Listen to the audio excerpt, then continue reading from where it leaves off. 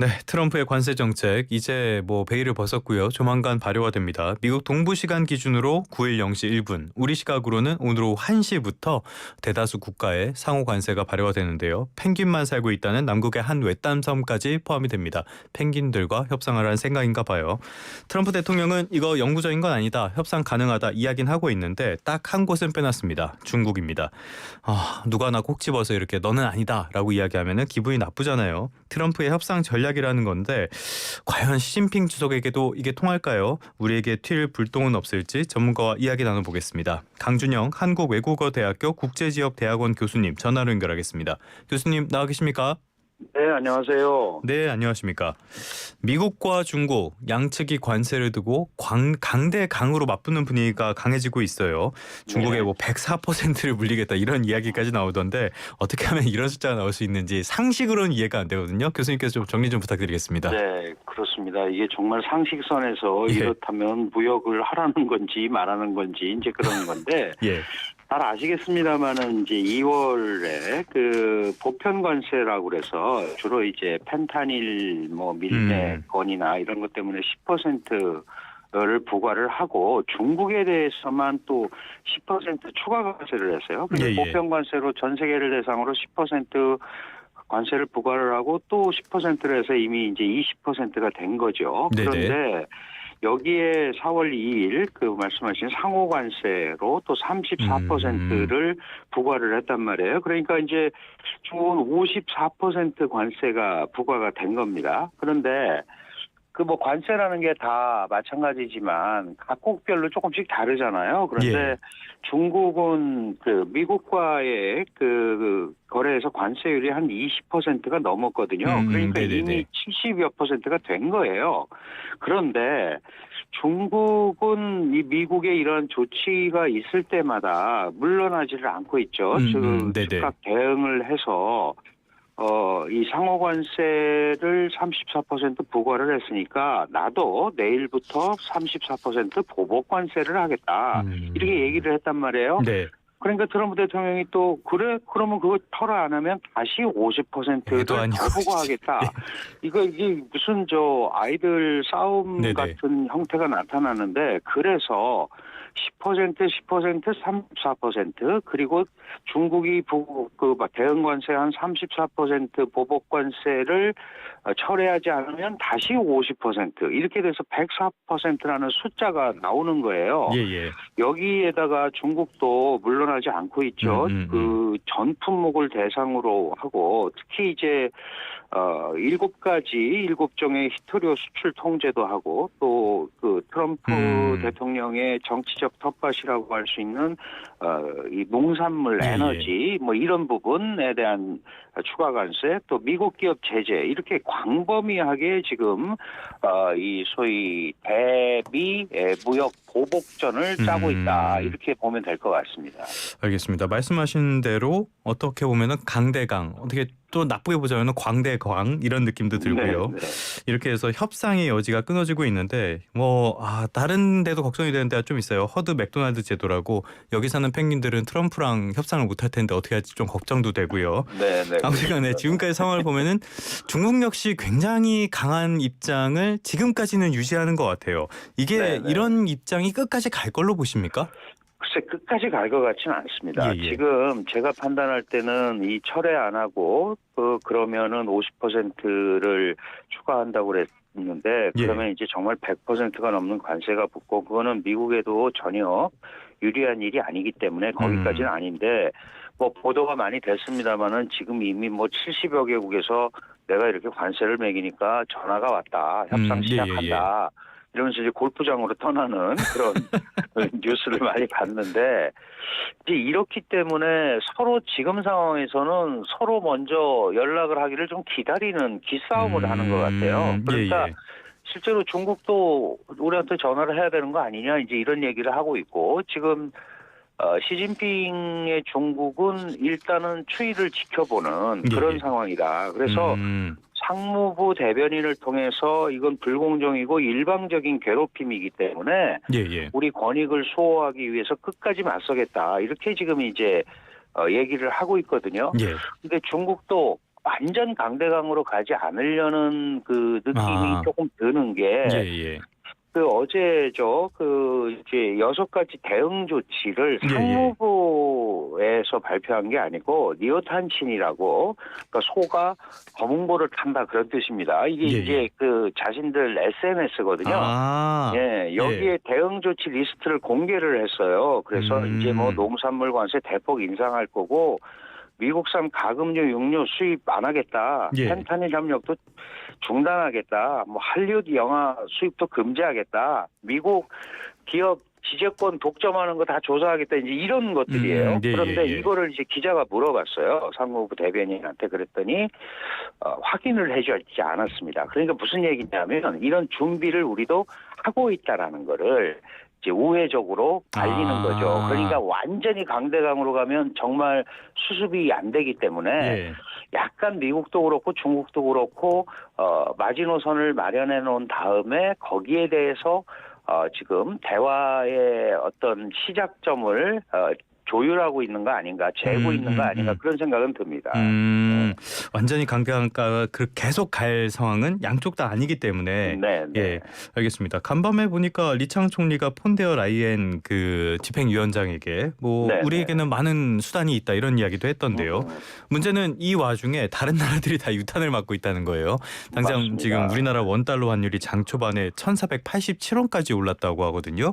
그렇습니다. 예, 중국은 좀 전에 말씀드린 대로 중국은 뭐 대안이 있다, 도구가 있다 이야기를 하는데 잃는 게 더 많지 않을까요? 교수님 어떻게 보십니까? 그렇죠. 예. 예. 그 옹색하죠. 어쨌든 왜냐하면 그 중국은 어쨌든 뭐 수출 비중이 압도적으로 높은 나라는 아니지만 예, 예. 워낙 그 대량의 수출을 하기 때문에 이제 영향을 받을 수밖에 없는데 지금 이제 자세히 보시면 이게 중국에도 이렇게 고율 관세를 부과했지만 다른 국가들에게도 고율 관세를 다 부과했단 말이에요. 네네네. 예를 들어서 뭐 베트남이나 이런데 주로 그런 데가 이제 중국에서 떠난 다국적 기업이나 중국 기업들도 많이 가 있습니다. 그래서 우회 수출을 많이 하는 데인데 예.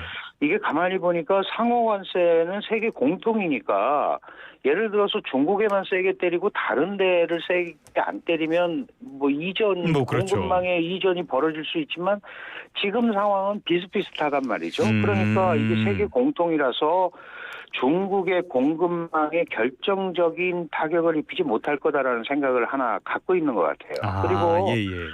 지난번에 이미 뭐 트럼프 1기 바이든도 마찬가지지만 예방 주사를 충분히 맞았고 우리가 그런 게 다 반영이 돼 있다. 그런데 지금 이제 EU 집행위원장 말씀하셨습니다마는 오히려 지금 이 트럼프의 무차별적인 관세 폭탄 이런 것 때문에 반미 연합전선이 형성될 그러니까요. 수도 있다라는 생각을 예. 하는 거예요. 그러니까 네네. 결국은 정치적 공간이 좀 확대가 된다면 이런 식으로 계속 흘러간다면 이제 이런 것들을 이게 중국은 옛날에 중화 제국을 운영해 봤잖아요. 예. 그럴 때 이제 옆에 나라는 다 오랑캐지 않았습니까? 네.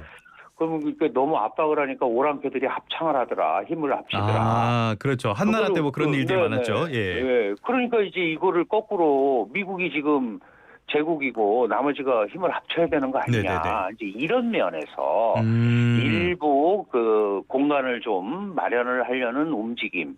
그래서 지금까지 상황은 어렵고 다 힘들고 하지만 중국에게만 하는 건 아니기 때문에 그런 공간을 좀 찾으려는 노력을 한다 이렇게 봐야 될 것 같아요. 네. 진짜 말씀하신 대로 한이 그렇게 왔을 때 동이족 우리랑 돌고래랑 협력하고 막 이랬던 것처럼 맞습니다. 예, 중국과 EU가 손을 잡고 7월에 또 정상회담도 한다고 하니까요. 네. 오히려 이게 시진핑 주석에게 좋은 일만 되는 거 아닙니까? 그래서 이게 마가가 아니고 예. 중국을 부활시키는 거 아니냐, 메가 아니냐, 예. EU를 부활시키는 거 아니냐 이런 얘기도 있는데 예. 이게 이제 지금 트럼프 대통령 같은 경우는 이제 시간에 좀 쫓기는 게 있죠. 내년 중간 선거도 네네네. 있고. 최근 보면 그래서 좀 많이 다급해 보이긴 하더라고요. 네, 여러모로. 그러니까 의미 있는 양보를 받으려면 이런 과감한 관세를 일괄적으로 해야 된다. 부작용 나는 거 다 알고 있다. 그런데 무역 적자 해소라든가 이 국제 질서 재편하는 무역 질서를 포함해서 이 재편하는 데는 관세가 최적의 도구다. 나도 이렇게 오는 거 알고 있다. 주식시장 어려워지는 거 알고 있다. 예, 예, 그러나 이런 것들로 인해서 인플레이션은 안 일어날 거다. 인플레이션 걱정을 많이 하는데 왜 그러냐 하면 경기가 침체가 되는데 무슨 인플레이션이 오겠냐. 그러니까 나름대로는 계획을 한 것 같은데 네네네. 문제는 이게 민생 경제를 위협을 한다는 거죠. 그래서 우리가 늘 항상 얘기하지만 정책이라는 거는 긍정적인 면과 부정적인 면이 같이 맞습니다. 있는데 부정적인 면이 먼저 나타나 버리면 긍정적인 면을 상쇄시켜 버리잖아요. 아, 그렇죠. 예.